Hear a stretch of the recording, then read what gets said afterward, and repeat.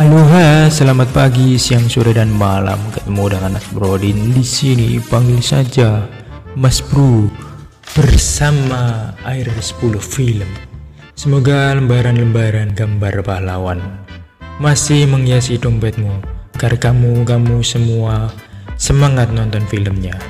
Mas Bro akan membahas film berjudul Cool yang dirilis tahun 2005. Film ini menceritakan seorang pemuda yang mempunyai penyakit asma. Dalam bahasa kedokterannya disebut penyakit mengi. Ia hobi bermain sepak bola sejak kecil dan ingin menjadi seorang pemain sepak bola profesional. Dalam arti dengan bermain sepak bola dapat menghasilkan uang. Pemuda ini bernama Santi. Santi, bukannya Santi ada serial kartun Upin Ipin. Santi yang di sini bos, nama panjangnya Santiago Munez. Orang biasa memanggilnya Santi. Akan tetapi dalam perjalanannya untuk menjadi pemain sepak bola profesional tidaklah mudah bagi Santi karena tentangan keras dari bapaknya Santi yang tidak suka dengan sepak bola dari dulu dan beranggapan bahwa dengan sepak bola tidak akan bisa membawa perubahan dalam kehidupan. Akan tetapi berkat kerja keras dan dukungan dari nenek dan adiknya serta seorang pencari bakat dari Inggris bernama Glenn Foy, dirinya menjelma menjadi pemain favorit klub Newcastle United yang bermain di Liga Utama Inggris. Gak pakai lama bos, sikat Mas Bro.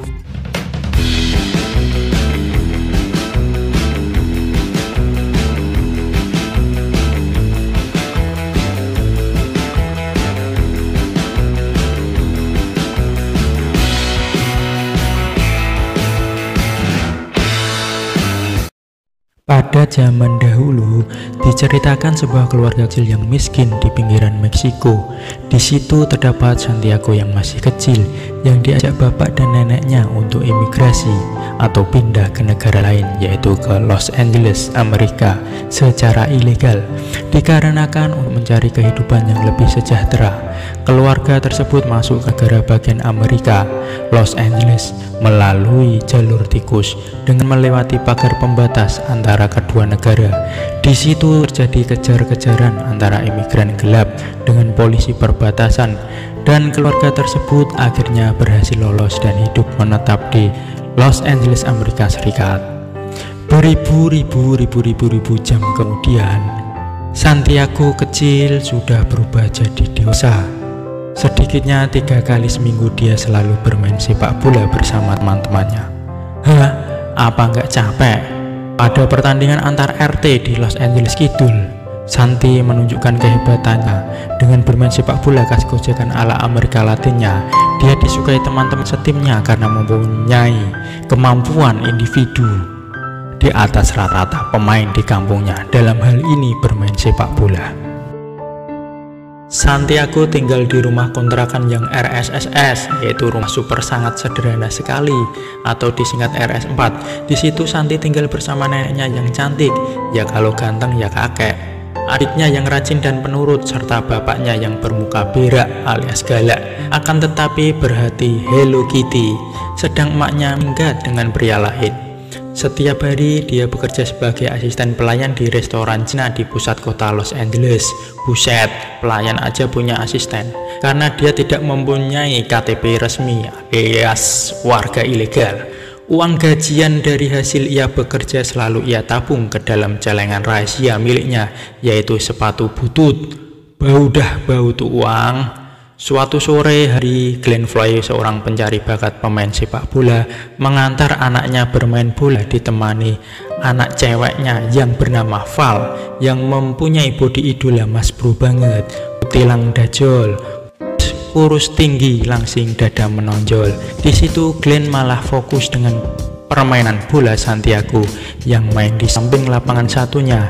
Dia masih mengkritik permainan Santiago yang masih kurang baik. Akan tetapi pelatih Santiago tetap membela anak didiknya. Santiago terus mencetak gol. Selesai pertandingan, Glenn menemui Santiago untuk diperkenalkan ke agen pemain sepak bola di pertandingan Santiago berikutnya. Malamnya Santiago nongkrong di angkringan Kang Pi. Di situ Santiago menceritakan kepada ayahnya bahwa akan ada seorang agen yang mau menjadikannya pesepak bola profesional. Tetapi ayahnya meresponnya dengan hinaan dan cemoohan. Ayahnya berkata bahwa agen hanya untuk bintang film saja. Hah? Belum tahu dia. Teman-teman nongkrong Santiago juga memberitahu hal tersebut kepada ayah Santiago, tapi ayahnya malah meledeknya. Rasanya Santiago ingin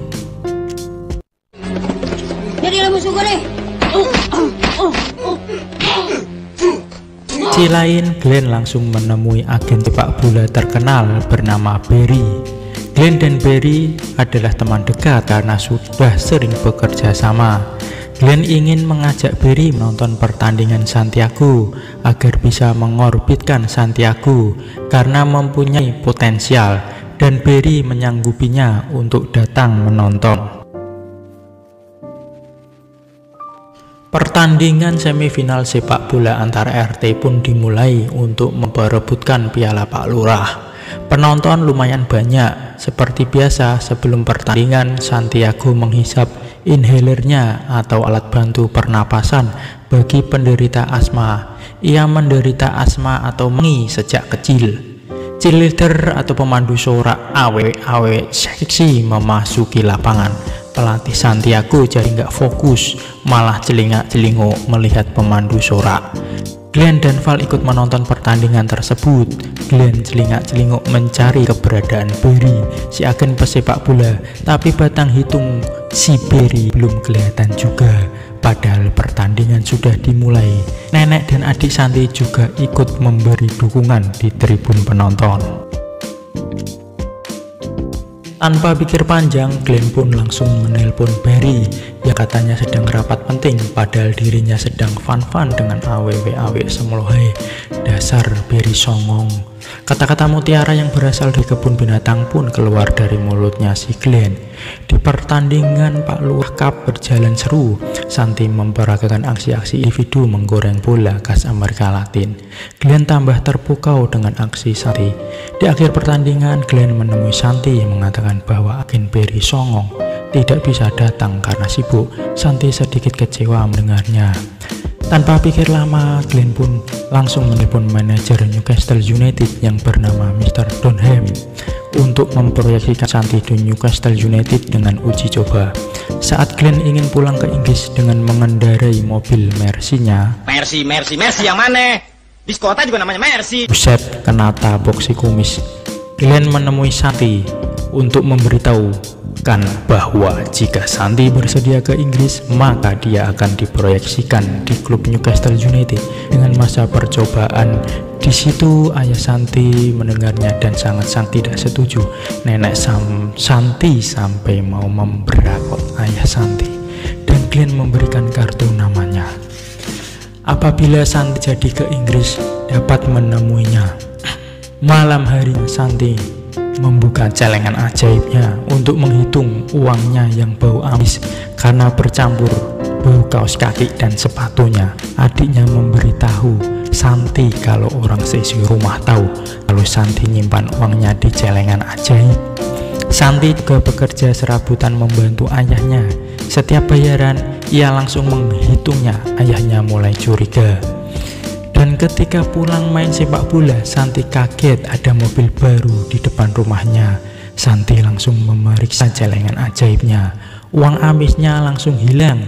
Dalam hatinya bilang, "Gak mungkin uang amisku hilang di gondol tikus." Pasti yang ngambil tuyul berambut hitam alias seseorang. Dia langsung menemui fathernya dan menanyakan uangnya. Benar saja ayahnya yang mengambilnya. Ia gunakan untuk membeli mobil baru. Katanya mobilnya nantinya juga digunakan Santi untuk bekerja. Disitulah terjadi pertengkaran hebat antara ayah dan anak. Karena marah membuat asmanya kambuh. Santi langsung nyedot inhalernya. Di Inggris, di klub Newcastle United sedang memperkenalkan pemain baru bernama Harris. Bukan Harris Salisbury ya, tapi Kevin Harris. Harris terkenal dengan kehidupannya yang playboy dan pemabuk, tapi punya skill yang bagus. Newcastle melakukan pembelian pemain untuk mengamankan posisi 4 besar Liga Inggris agar bisa bermain di Liga Champion. Liga Champion yaitu pertandingan antar klub di benua Eropa, dan Inggris hanya diberi 4 kuota, yaitu 4 tim posisi atas saja. Mr. Donham diberondong. Pertanyaan wartawan, mengapa membeli Harris? Tanpa unggah-ungguh atau sopan santun, Harris langsung nyelonong ngomong saja, menyombongkan kehebatannya. Dengan membelinya maka Newcastle akan menang. Sombong amat. Kembali ke LA, Santi seperti biasa bekerja serabutan.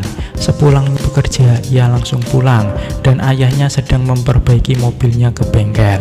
Santi diberikan neneknya tiket untuk pergi ke Inggris dan sedikit uang saku. Santi bingung dan bertanya, "Ini uang dari mana, Nek?" Nenek menjawab, "Ini uang tabungan nenek sejak masih perawan sampai sekarang. Semangatlah Santi, berangkatlah kamu ke Inggris. Semoga cita-citamu menjadi pemain top dunia terkabulkan. Doa nenek menyertaimu Santi." Tibalah Santi di Inggris dan menelepon Glenn, dan diberikanlah denah lokasi untuk menemui Glenn. Denahnya agak sulit karena hanya per telepon saja. Cocokin man, cepat-cepat.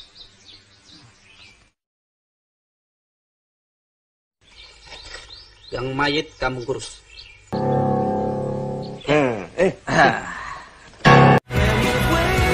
Setelah ngalor ngidul, akhirnya Santi bertemu juga dengan si Glenn. Langsung diajak ke rumah Glenn. Glenn hanya tinggal dengan 2 anaknya, termasuk Val yang cantik. Karena Santi bukan tipe garangan atau buaya, ia tidak mau macam-macam. Istri Glenn sudah meninggal, jadi statusnya duda. Karena Santi juga bukan tipe kaum rebahan seperti kita, maka Santi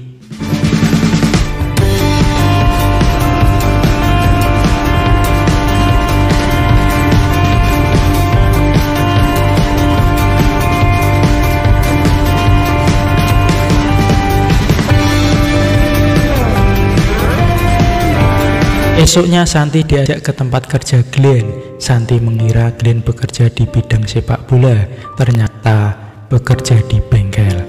Glenn menjawab, "Kalau jadi pencari bakat saja hanya bisa untuk bayar listrik saja, makanya saya juga jadi montir untuk bisa makan. Itu saja kasbon saya masih banyak di warteg Lek Darto."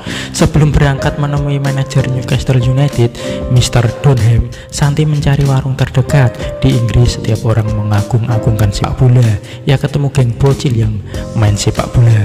Ia memamerkan skill mengolah bolanya, tapi para bocil bir, Santi adalah seorang pemain sirkus.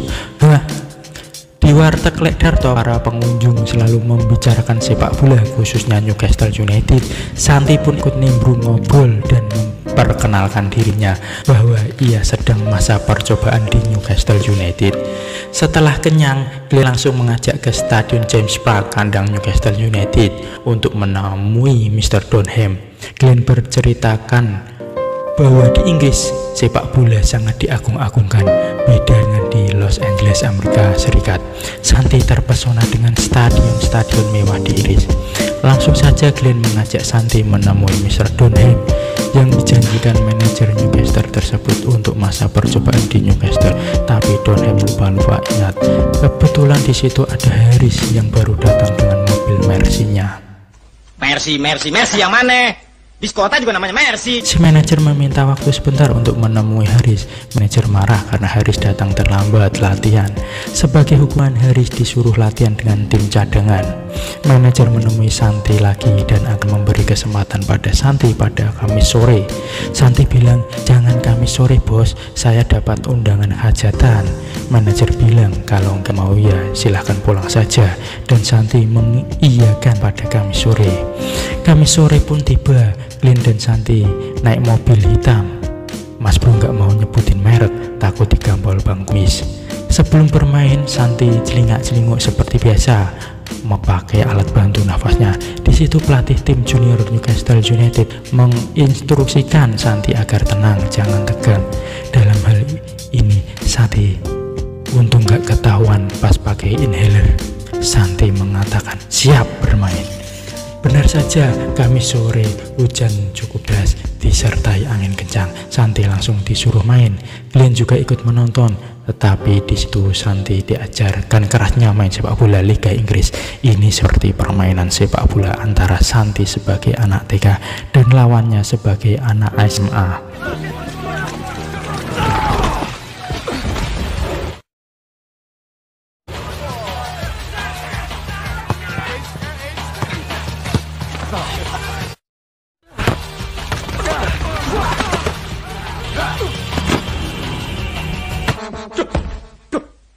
Sadis amat kan? Sadis amat kan?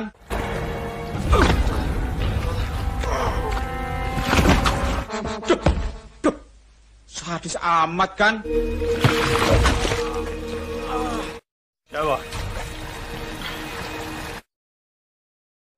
Baru bermain sebentar, Santi disuruh mandi karena mainnya jelek. Dengan fasilitas memadai Newcastle, ia mandi pakai shower air hangat. Ia berlama-lama mandi karena biasanya ia mandi dan cebok saja masih pakai gayung. Seperti kita pakai gayung standar SNI. Ia meminta maaf sama Glenn karena ia mainnya jelek, karena tegang, belum bisa beradaptasi. Ia nangis mau izin pulang ke LA, tapi Glenn merasa kasihan pada Santi. Glenn pun menemui manajer Donham lagi di acara reunian sang manajer. Glenn meminta kesempatan untuk ngesap percobaan Santi selama 1 bulan. Jangan 1 hari saja bos, itu belum cukup untuk dinilai. Glenn menceritakan tentang Santi, kalau Santi hidup dari keluarga miskin, dia ingin merubah kehidupan keluarganya dengan bermain sepak bola. Sang manajer pun mau memberi kesempatan Santi lagi. Malamnya Santi melihat-lihat foto-foto Glenn di dinding serta clipping tentang Glenn. Di situ Santi baru tahu kalau Glenn adalah mantan pemain bintang di Newcastle United. Dikarenakan cedera yang tak kunjung sembuh, Glenn memutuskan untuk pensiun dini dan menjadi seorang pencari bakat pesepak bola. Glenn menceritakan pada Santi bahwa ia baru saja menemui manajer dan Santi akan diberi masa percobaan di Newcastle selama 1 bulan. Mendengar hal tersebut, Santi sangat senang kegirangan. Santi pun mulai berlatih dengan sungguh-sungguh bersama tim muda Newcastle United. Ia ingin menunjukkan kemampuan untuk menjadi yang terbaik agar saat mudik lebaran nanti dia tidak malu pada keluarga dan tetangganya karena sudah menjadi pemain sepak bola yang sukses di negeri orang. Saat berlatih, Santi melihat pemain-pemain senior Newcastle juga berlatih. Ia juga ingin masuk ke tim senior Newcastle. Pelatih muda memotivasi Santi agar kerja keras supaya bisa masuk tim senior Newcastle. Karena Newcastle bukan tim abal-abal, Santi pun disuruh cek kesehatan di rumah sakit. Di situ dia diperiksa seorang suster cantik yang bernama Hamirson. Santi tampak tegang karena belum pernah berdekatan dengan cewek. Santi pun melaksanakan jurus rayuan gombal Mukio kepada sang suster.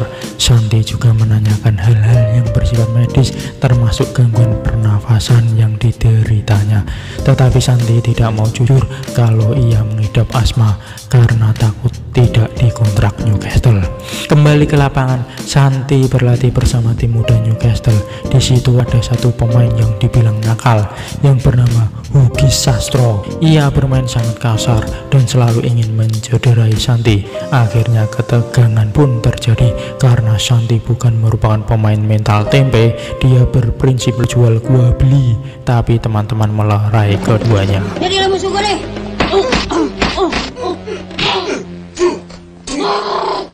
Santi curhat kepada Glenn kenapa Hugis Sastro ingin mencederainya. Glenn bilang karena kamu orang baru dan Hugis kemampuannya di bawah kamu, maka ia akan mengerjaimu terus. Malamnya Santi diajak Jamie, teman satu klubnya, pergi ke puskesmas cabang Newcastle Kulon. Puskesmas yang dimaksud di sini adalah pusat kesenangan mas-mas. Mau masuk ke puskesmas saja antrinya kayak antri bantuan sembako. Saat antri, Santi melihat Suster Hamirson dan temannya berjalan di seberang jalan. Santi mengajak Suster Hamirson untuk ikut masuk ke puskesmas, tapi Suster Hamirson menolak karena puskesmas hanya untuk kesenangan mas-mas saja, tidak untuk kesenangan mbak-mbak. Akhirnya Santi ikut Suster Hamirson untuk nongkrong di angkringan Cak Kasan. Di situ benih-benih cinta Santi mulai muncul. Mereka berempat ngobrol ngalor ngidul. Ngitan mulon sampai tengah malam. Mereka saling tukar nomor WA. Keesokannya Santi mulai berlatih lagi dengan tim muda Newcastle. Di situ langsung dipantau oleh manajer Donham. Santi menunjukkan kemampuan individunya dengan selalu menggoreng bola, tidak mempedulikan atau tidak pernah mau mengumpan kepada teman satu timnya. Ia lalu disemprot sang manajer bahwa sepak bola itu ada kerjasama tim, bukan individu. Lambang di dada lebih utama daripada nama di punggung, karena Newcastle membutuhkan kemenangan dan kejayaan, bukan atraksi seseorang saja. Jangan macem-macem deh, turutin aja apa yang gue bilang, ngerti? Bukan, kena semprot. Seperti biasa, setelah main, Santi nyedot inhalernya. Tanpa disadari, Ugi Sastro melihatnya dan mengetahui kelemahan Santi. Pada Sabtu sore, tim Newcastle bertemu dengan Chelsea. Ini adalah 3 pertandingan sisa Newcastle untuk dapat lolos Liga Champion. Newcastle harus memenangkan 3 pertandingan sisa tersebut. Santi diajak Glenn untuk menyaksikan secara langsung ke stadion James Park kandang Newcastle. Apabila Newcastle sedang main, seluruh kota Newcastle jadi sepi karena penduduknya yang gila bola selalu nonton bareng pertandingan Newcastle. Tidak peduli itu tua muda, cowok ataupun cewek, pertandingan sangat seru setelah Newcastle berhasil mengalahkan Chelsea.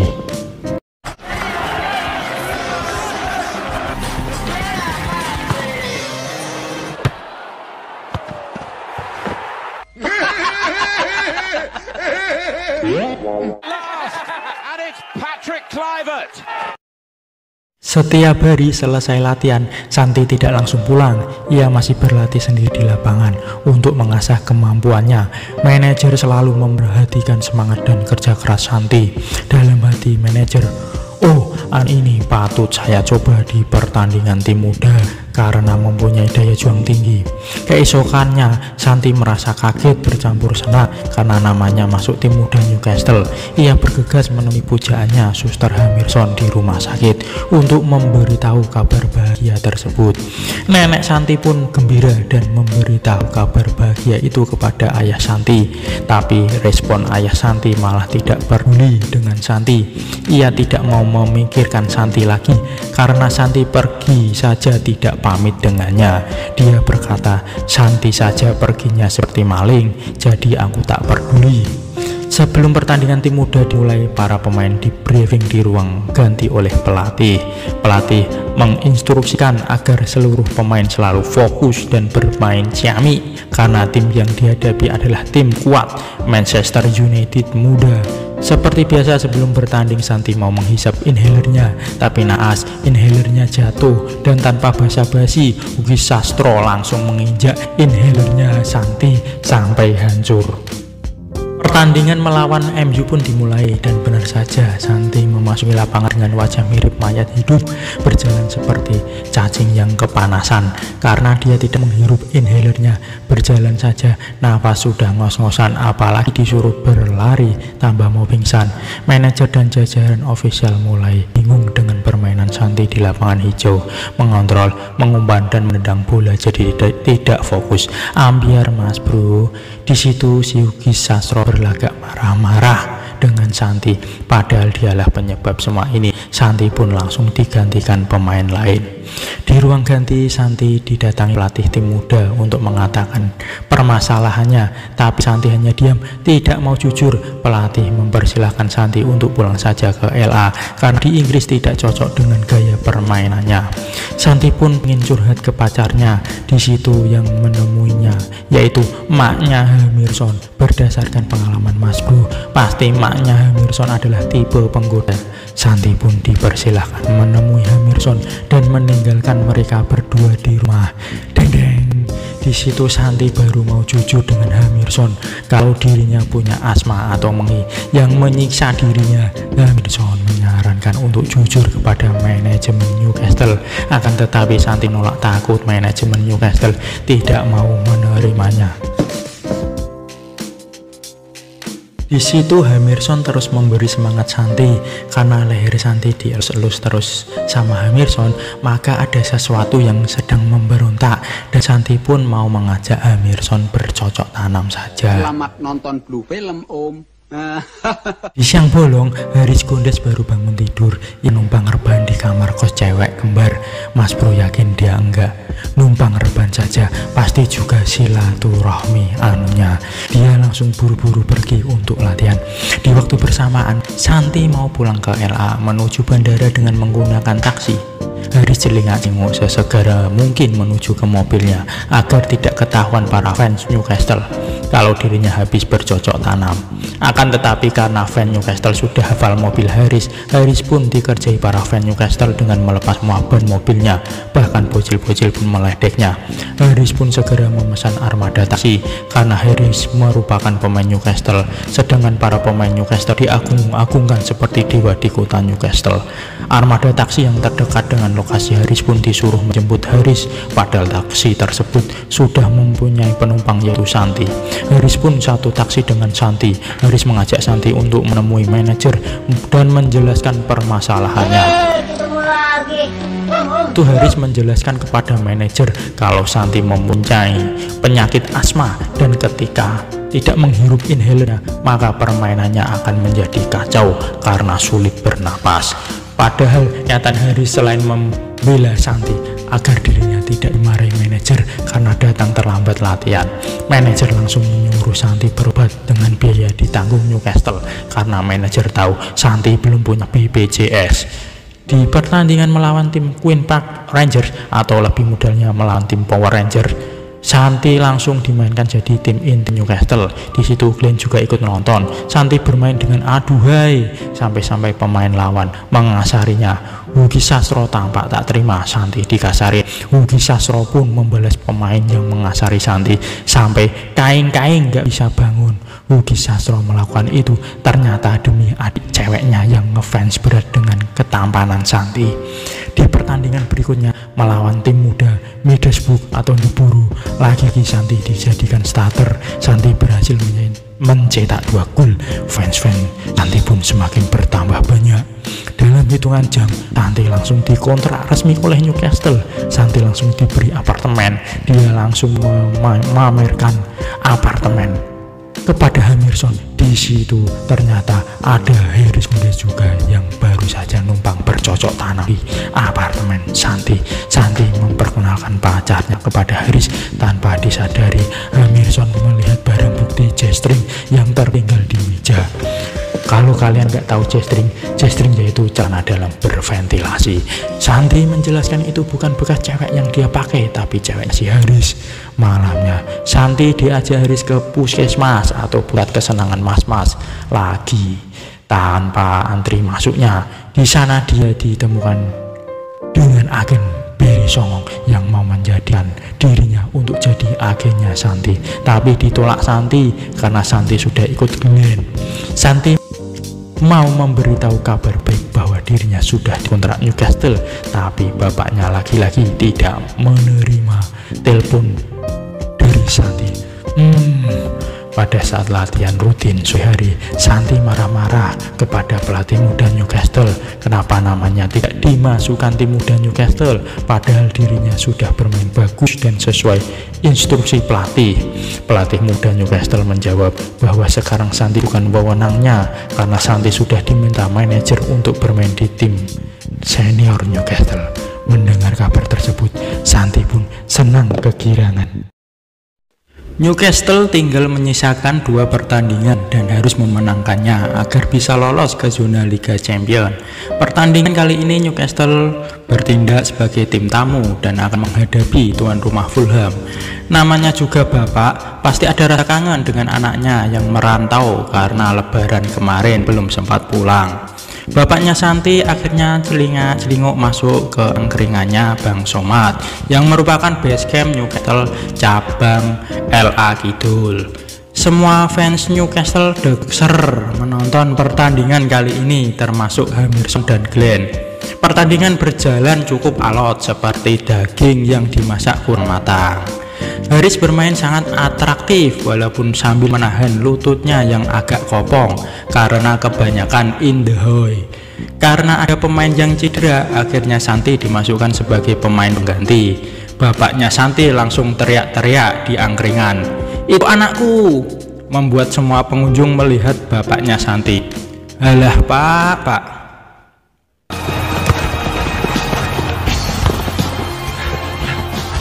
What a great run by Munier.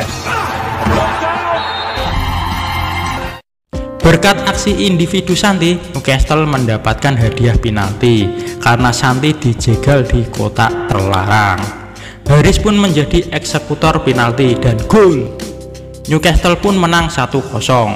Akan tetapi manajer tidak menyukai aksi Santi yang egois, tidak mau bekerja sama dengan tim, jadinya tetap kena semprot. Jangan macem-macem deh. Turutin aja apa yang gue bilang, ngerti? Malam harinya Santi ajak Haris ke warung Lamongan Cak Sodik untuk mengisi perut. Masakannya terkenal enak sehingga banyak pemain-pemain top dunia juga mampir di warung tersebut. Santi di sana bertemu dengan Raul Gonzalez, pemain timnas Spanyol, dan Zinedine Zidane, bukan temannya Triswaka, tapi pemain timnas Prancis. Mereka para pemain Real Madrid yang bermain di Liga Spanyol. Tak ketinggalan pemain pujian para cewek seantero dunia, si David Beckham. Karena sudah kenyang, Haris mengajak Santi ke Puskesmas, pusat kesenangan mas-mas. Di sana teman Haris yang bernama Bluto sudah menyiapkan 4 hole yang bisa berjalan. Dan Santi langsung panas dingin. Sebetulnya iman Santi kuat, tapi lama-kelamaan imronnya Santi yang gak kuat. Bluto malah memfoto Santi. Selamat nonton Blue Film, Om. Hasil jepretan Bluto ternyata dijual ke wartawan. Santi masuk surat kabar lokal halaman pertama. Manajer memarahi Santi habis-habisan, tapi Santi tidak mau mencatut nama Haris yang telah mengajaknya ke Puskesmas karena Haris pernah menolongnya. Santi langsung menemui pujanya untuk meminta maaf, tapi Hamerson dengan muka asam pura-pura tidak mengetahuinya, malah menyuruh Santi menemui teman baiknya Jamie yang akan dioperasi karena cedera parah. Dan benar saja, Jamie mengalami luka parah. Jamie dipastikan tidak bisa bermain sepak bola dan harus pensiun dini akibat cederanya. Seketika itu Santi langsung menemui Haris dan di situ terjadi percecokan hebat. Santi menasihati Haris agar sadar diri dan menyuruh meninggalkan Bluto temannya yang memanfaatkan ketenarannya saja. Tapi Haris Gondes tak bergeming, telinganya seperti disumpal kapas. Di LA ketika sedang bekerja ada hal yang tidak terduga. Karena mempunyai riwayat sakit jantung, bapaknya Santi kena serangan jantung dan meninggal di tempatnya bekerja. Santi yang mendapat kabar bapaknya meninggal langsung menangis. Dia merasa bersalah karena belum sempat berdamai dengan bapaknya. Teman-temannya ikut berduka atas kepergian bapaknya Santi. Santi langsung berencana terbang ke LA. Sembari menunggu pesawat, Santi merenung masa-masa indah bersama bapaknya. Bapaknya lah yang membesarkannya sejak kecil karena maknya sudah meninggalkannya. Setelah dipikir dan matang-matang, maka Santi memutuskan untuk membatalkan pergi ke LA dan tetap bertahan di Inggris demi bisa membela Newcastle di pertandingan terakhir.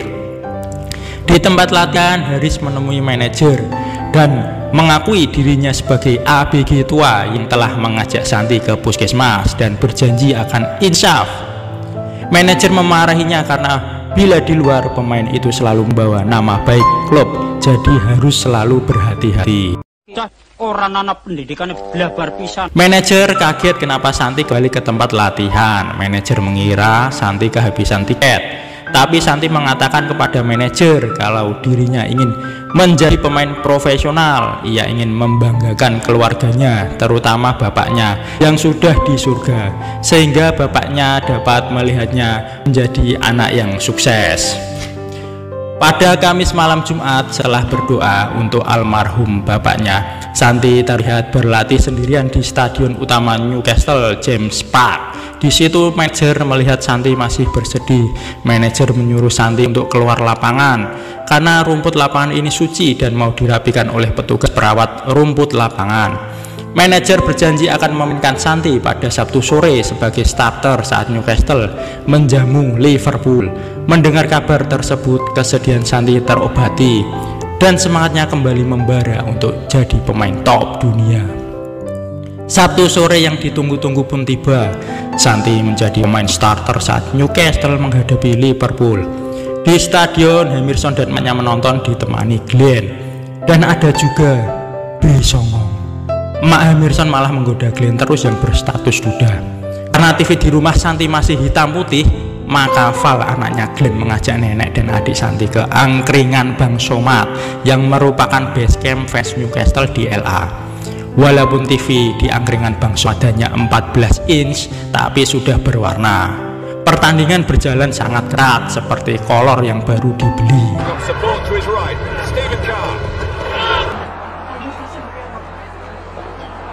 Harris is getting into the middle. Here comes Harris.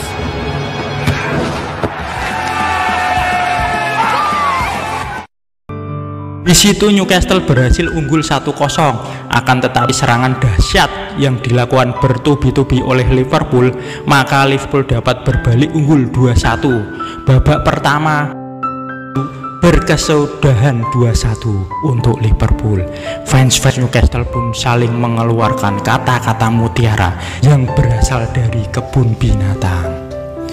Babak kedua dimulai, Santi memperagakan aksi-aksi gemilangnya, mengotak-ngatik bola ala Amerika Latin. Kali ini Santi tidak bermain egois, dia mau bekerja dengan tim dan umpan ciamiknya dapat dimaksimalkan. Harris menjadi gol penyama kedudukan. Skor jadi sama kuat 2-2. Fans bersorak.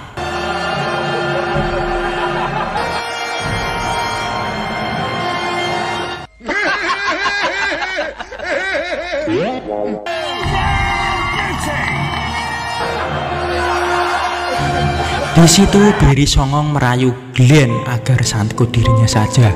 Bri ingin dirinya sebagai agen dari Santi, tapi Glenn menjawab, "Pret, dulu saja kau ku ajak nonton Santi nggak mau, banyak alasan. Sekarang Santi sudah jadi pemain hebat baru kamu mau, ora sudi." Pada menit-menit akhir, tim Newcastle mendapat hadiah tendangan bebas di dekat kotak penalti. Harris yang biasa mengambil tendangan bebas kali ini memberikannya kepada Santi. Santi pun membaca mantra keberuntungannya dari pendukun. Ciwala kaji, kokok beluk dem-dem, plekenya gadul-gadul, ya.